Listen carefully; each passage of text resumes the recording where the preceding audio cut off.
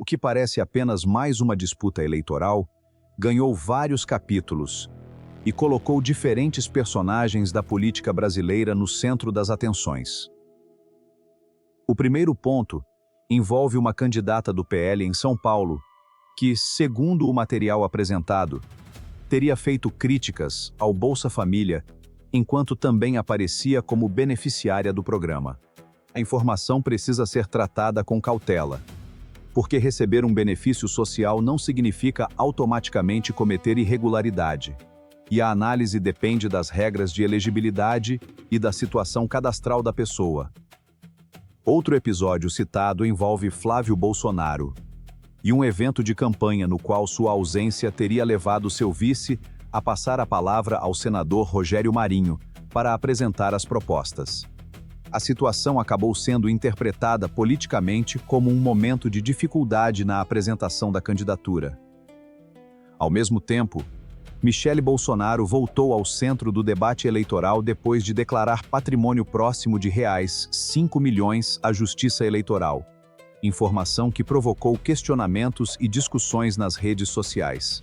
Também aparece no material o pastor Silas Malafaia, que declarou apoio às candidaturas de Michele Bolsonaro e Bia Kicis ao Senado pelo Distrito Federal.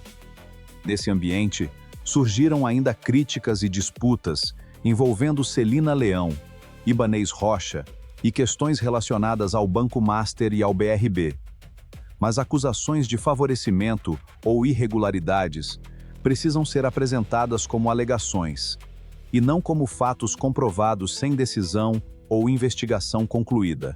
O que chama a atenção é que diferentes episódios estão sendo misturados em uma única disputa política, aumentando a temperatura da campanha.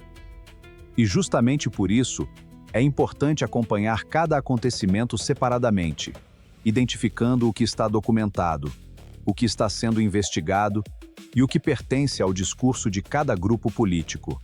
Se você está acompanhando o Bastidor Brasileiro, inscreva-se no canal, deixe seu like e escreva nos comentários de qual cidade e estado você está assistindo. Esse retorno ajuda a mostrar onde nossa audiência está e quais assuntos estão despertando maior interesse. Outro capítulo importante envolve as estratégias eleitorais para o Senado no Distrito Federal e a disputa dentro do campo político identificado com a direita. Silas Malafaia defendeu publicamente determinadas candidaturas e argumentou que a divisão de votos poderia favorecer candidatos de outro espectro político.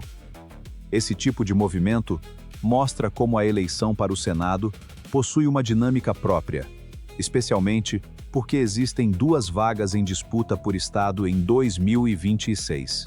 No material também aparece uma interpretação segundo a qual figuras como Tarcísio de Freitas e Nicolas Ferreira poderiam ter interesses políticos diferentes em relação ao futuro da candidatura presidencial de Flávio Bolsonaro.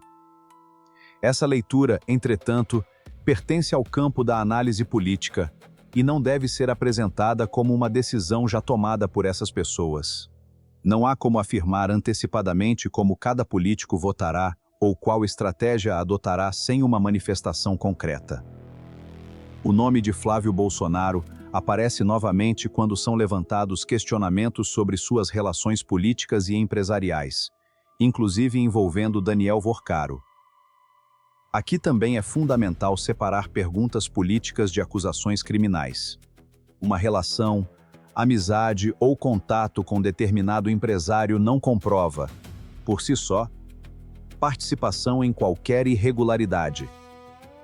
Qualquer suspeita precisa ser sustentada por documentos, investigações e conclusões oficiais.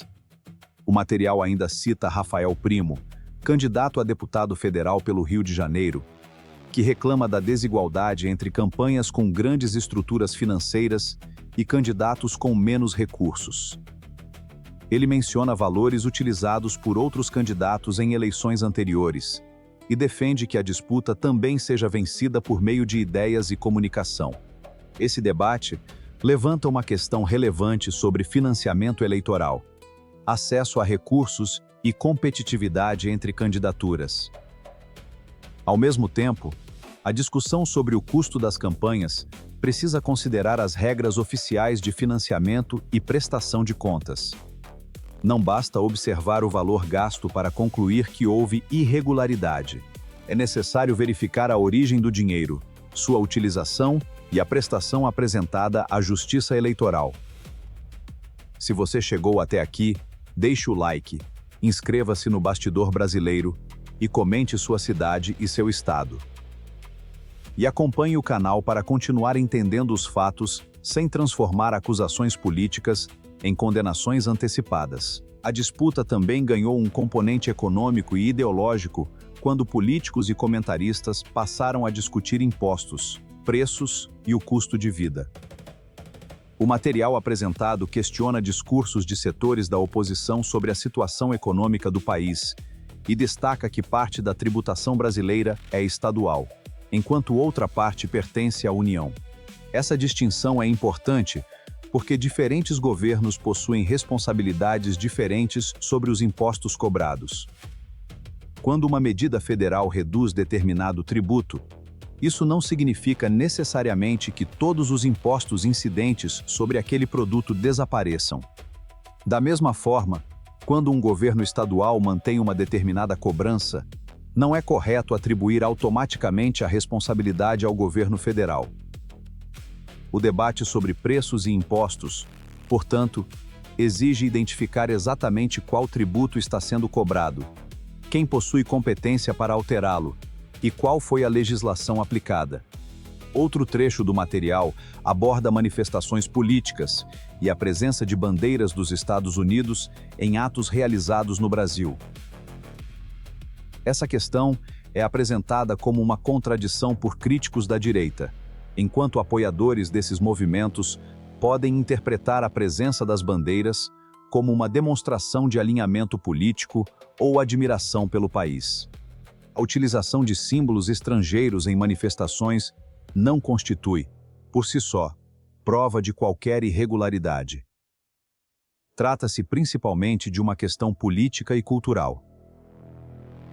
O material também apresenta declarações de Lula relacionadas à disputa contra a extrema-direita e à continuidade de seu projeto político, além de críticas feitas por seus apoiadores a Flávio Bolsonaro. Essas declarações devem ser entendidas como posicionamentos políticos de seus respectivos autores. Da mesma maneira, afirmações sobre supostos crimes atribuídos a Flávio Bolsonaro, relações com empresários ou acusações envolvendo outras autoridades não podem ser apresentadas como fatos comprovados sem confirmação oficial. A campanha eleitoral tende a intensificar esse tipo de discurso, especialmente quando adversários tentam explorar pontos negativos uns dos outros. Por isso, o papel de quem acompanha a política é observar documentos, decisões, investigações e declarações completas.